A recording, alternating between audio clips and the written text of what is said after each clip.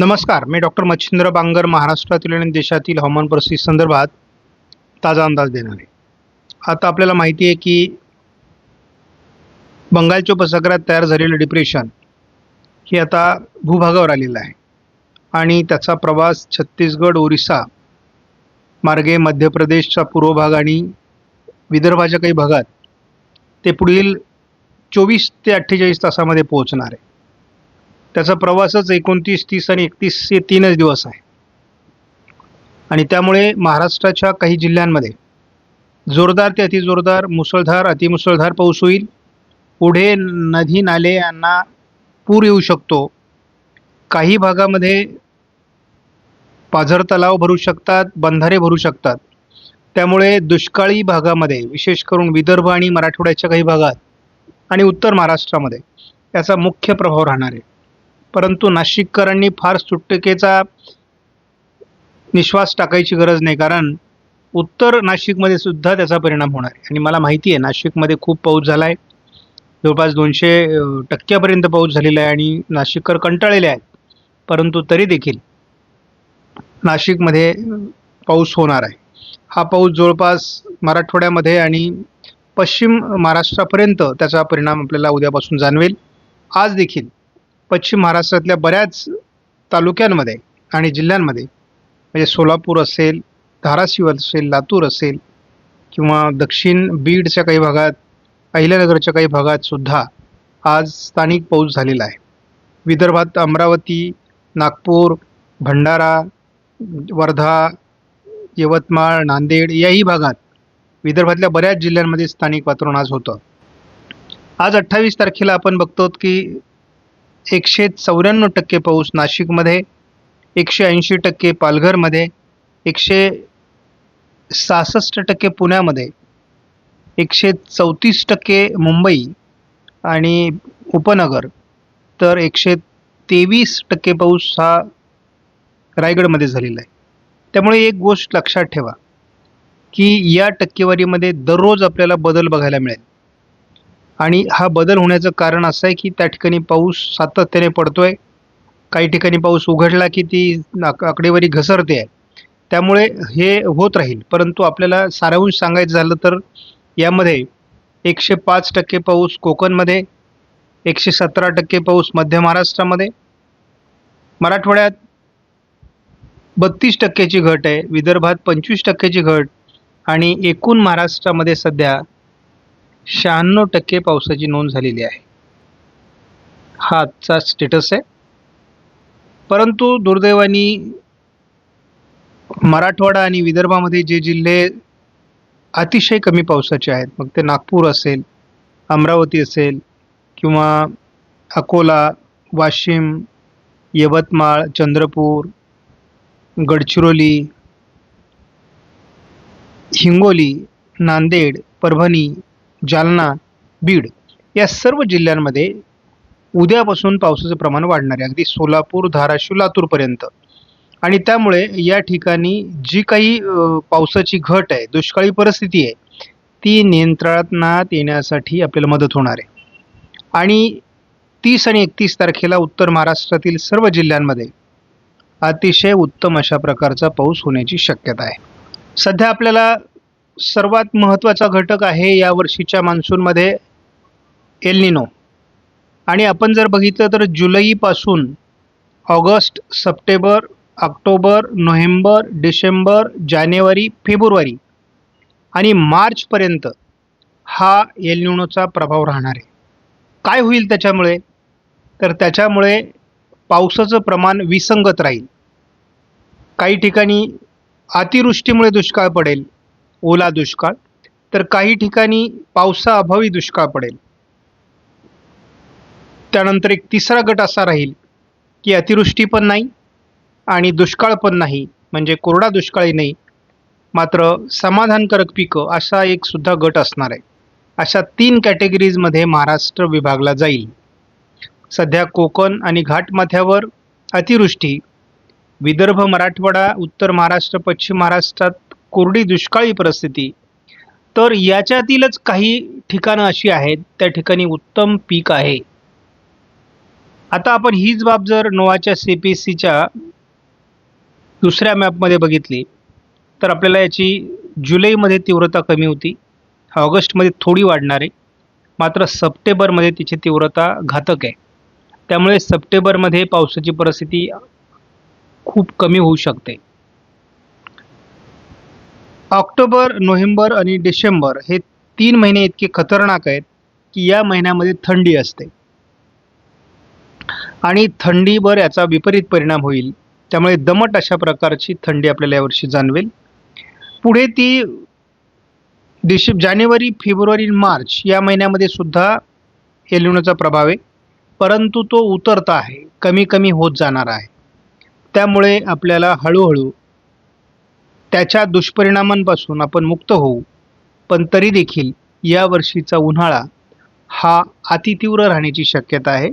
50° पर्यंत तापमान जाऊ शकतं. आणि विशेष म्हणजे ही माहिती 26 जुलैला प्रसिद्ध झालेली आहे, म्हणजे अतिशय ताजी आहे. आपण एल निनोचं वर्ष आहे असं म्हणतो, तर मग सध्या एल निनोचं म्हणजेच प्रशांत महासागराचं तापमान किती आहे यावर आपण एल निनोचं वर्ष ठरवतो. सध्या 26 जुलैलाच अतिशय करंट प्रसिद्ध झालेली ही माहिती आहे. 1.94° पर्यंत एल निनोचा प्रभाव वाढलेला आहे आणि तो कोणत्याही क्षणी 2° जाऊ शकतो आणि हा स्ट्रॉंग एल निनोमध्ये मोडतो. या एल निनोपासून आपल्याला वाचवणारे 2 घटक आहेत, एक आहे MGO आणि दुसरा आहे IOD. मग IODचं देखील आपल्याला 26 तारखेलाच एक अपडेट आलेली आहे आणि त्या 26 जुलैच्या अपडेटमध्ये 0.40° तापमान गेल्यानंतर अरबी समुद्राच्या पश्चिमेला त्या ठिकाणी IOD सक्रिय झाला किंवा पॉझिटिव्ह झाला असं आपण मानतो. 0.40°चा टप्पा IODने ओलांडला आहे, म्हणजे तो पॉझिटिव्ह झाल्याचं या ठिकाणी संकेत आहे. याचा फायदा काय होईल, तर याचा फायदा असा होणार आहे, स्ट्रॉंग एल निनोला काउंटर करण्याचं काम हा करेल. शिवाय कमी दाबाचे क्षेत्र निर्माण होऊन ते भारतात सक्रिय होण्यासाठी मदत होणार आहे. त्यामुळे पावसाचं प्रमाण वाढणार आहे. सध्या MGO मात्र फारसा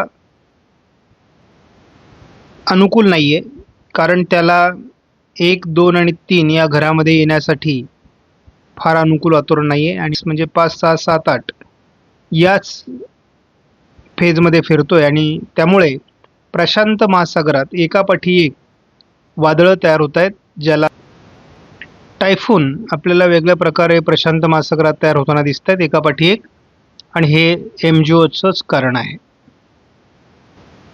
मात्र पुन्हा एकदा पुढील 2 महिन्याच्या मान्सूनच्या कालावधीत MGO सक्रिय होईल किंवा आपल्याला अनुकूल होईल आणि तेव्हा मात्र आपल्याला वादळं तयार होतील, कमीदाब तयार होतील, डिप्रेशन तयार होतील आणि महाराष्ट्रासहित भारतामध्ये पाऊस वाढेल. डिप्रेशन भूभागावर सरकत असून ते महाराष्ट्रापासून बऱ्याच दूरपर्यंत आहे. ते महाराष्ट्रावर किती परिणाम करेल, जरी अनेक मॉडेल हे ते महाराष्ट्रावर येईल असं म्हणत असले तरी ते महाराष्ट्रापासून खूप दूरवर सध्या तरी आहे. डिप्रेशन जरी दूरवर असलं तरी देखील डिप्रेशनचा प्रभाव हा महाराष्ट्रावर उद्यापासून जाणवतोय.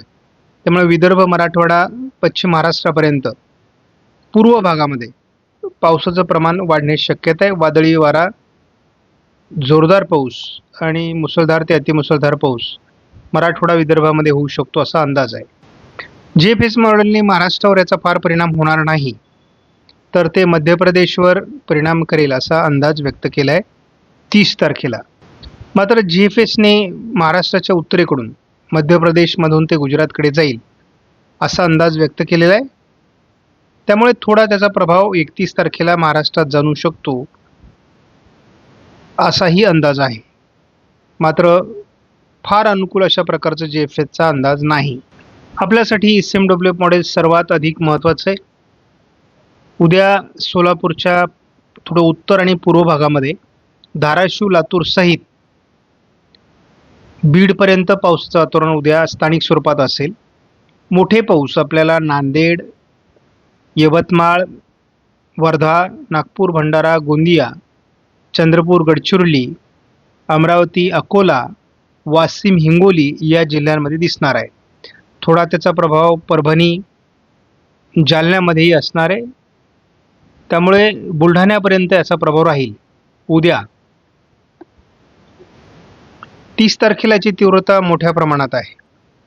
तर 30 तारखेला याचा अर्धा प्रभाव मध्य प्रदेश तर अर्धा प्रभाव हा महाराष्ट्रामध्ये आहे आणि त्यामुळे अतिवृष्टीची परिस्थिती गोंदिया, भंडारा, नागपूर, अमरावती, वर्धा, यवतमाळ, चंद्रपूर, गडचिरोली, नांदेड, वाशिम, हिंगोली, अमरावती आणि अकोला या जिल्ह्यांमध्ये असेल. त्याच्याबरोबरच लातूर, धाराशिव, सोलापूरचा काही भाग, बीडच्या पूर्व भागामध्ये, छत्रपती संभाजीनगरच्या पूर्व भागामध्ये आणि जालन्यामध्ये, जळगावच्या पूर्व भागामध्ये देखील याचा परिणाम 30 तारखेला असू शकतो. 31 तारखेला मात्र हे मध्य प्रदेशकडे सरकत असलं तरी ते महाराष्ट्रात बराच परिणाम करणार आहे. त्यामुळे नंदुरबार, धुळे आणि जळगाव, अकोला, अमरावती, जालना, वाशिम, हिंगोली, यवतमाळ, नांदेड, परभणी, छत्रपती संभाजीनगर उत्तर, बीड उत्तर, नाशिकचा उत्तरेकडील भाग या ठिकाणी याचा परिणाम 31 तारखेला जाणवण्याची शक्यता आहे. मात्र हा ICMW मॉडेलचा अंदाज आहे. वादळी वाऱ्यांमुळे घाट माथ्यावर आणि कोकणातही हलक्या ते मध्यम सरी होतील. महाराष्ट्रात आज देखील पावसाचं प्रमाण वाढलेलं आहे. आपण बघतो वाशिम, अकोला, अमरावती, यवतमाळ, अगदी नांदेड, परभणी, हिंगोली, थोड्याफार प्रमाणात सोलापूर, बार्शी, धाराशिव, बीडच्या भागात पूर्वेला सुद्धा पावसाचं प्रमाण वाढलेलं आहे. रात्री काही यामध्ये सुधारणा होऊ शकतात का, तर हे संपूर्ण वातावरण थोडं विदर्भाकडे रात्री सरकण्याची शक्यता आहे. उद्या सकाळी मात्र ही वादळी परिस्थिती पुढे सरकत असल्यामुळे उद्या दिवसभरात सोलापूर जिल्ह्यामध्ये, धाराशिव, बीड, परभणी, नांदेडमध्ये देखील पाऊस होणार आहे. त्याचबरोबर वाशिम, हिंगोली, यवतमाळ, वर्धा, चंद्रपूर, गडचिरोली, नागपूर, भंडारा, गोंदिया, अमरावती, अकोला याही जिल्ह्यांमध्ये पावसाची शक्यता आहे उद्या दिवसभरामध्ये. त्यानंतर याचा परिणाम आपल्याला 30 तारखेला मात्र विदर्भात स्पष्टपणे जाणवतो आहे. त्यामुळे विदर्भातील काही जिल्ह्यांमध्ये आणि अगदी इकडे लातूर, नांदेडपर्यंत, बीडपर्यंत ठिकठिकाणी स्थानिक वातावरण तयार होईल आणि मोठ्या प्रमाणात पाऊस महाराष्ट्रात आपल्याला दिसतोय दुष्काळी पट्ट्यामध्ये. त्यामुळे याचा प्रभाव गोंदिया, भंडारा आणि नागपूर, त्याचबरोबर गडचिरोली, वर्धा आणि यवतमाळ या ठिकाणी असल्यामुळे सुरुवातीला तरी या जिल्ह्यांमध्ये मोठं पावसाळी वातावरण तयार होईल. त्यामुळे त्याचा परिणाम अमरावती, अकोला, बुलढाणा, जळगाव, काही प्रमाणात धुळे आणि नंदुरबार या जिल्ह्यांमध्ये होणार आहे. छत्रपती संभाजीनगर, जालना, वाशिम, यवतमाळ आणि वर्धा जिल्ह्यातही त्याचा मोठा प्रभाव राहणार आहे. साधारणपणे 31 तारखेला याचा प्रभाव उत्तर महाराष्ट्रात आहे. उत्तर महाराष्ट्रातील धुळे, नंदुरबार आणि जळगाव या जिल्ह्यांवर त्याचा परिणाम होईल. नाशिकच्या केवळ उत्तरेकडील भागांमध्ये त्याचा प्रभाव असणार आहे. त्यामुळे नाशिकच्या दक्षिणी पट्ट्यावर याचा फारसा प्रभाव असण्याची शक्यता नाही. 31ला दुपारनंतर ही सिस्टम निघून जाईल आणि त्यानंतर मात्र महाराष्ट्रात पावसाचं प्रमाण कमी होईल.